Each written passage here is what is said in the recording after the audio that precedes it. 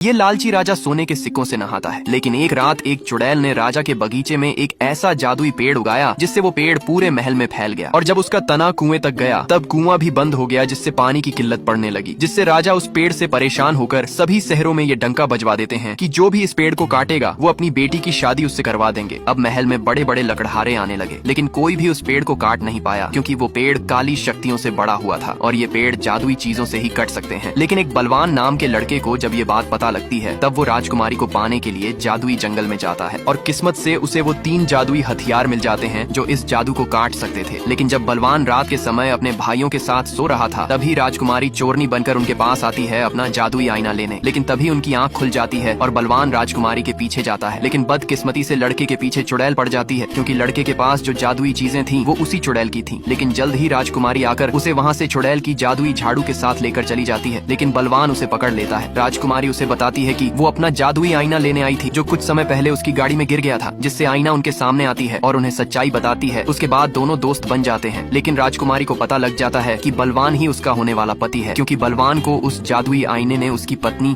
यानी कि इसी राजकुमारी को दिखाया होता है। जिस पर राजकुमारी उससे कहती है, मुझे नहीं लगता तुम्हारे जैसे बौने को कोई भी राजकुमारी अपनाएगी। लेकिन बलवान मुस्कुराते हुए बताता है, मैं उसके दिल में अपनी जगह बना लूंगा। फिर वो अगली सुबह पेड़ को काटने आता है, जिसे देख सभी लोग उसके ऊपर हंसते हैं। लेकिन जब वो अपने जादुई कुल्हाड़ी से उसे काटता है तब वो जादुई पेड़ पहले जैसा छोटा हो जाता है और कुएं में फंसे पत्थर को जादुई पिकैक्स से तोड़कर उसे मूर्ति के रूप में बना देता है जो शाही लगता है, और उसमें जादुई जीवनदायिनी पानी दे देती है, जिससे अब उनको पानी की कमी नहीं होती। अब यहाँ तक देख ही लिए हो तो लाइक करके जाना।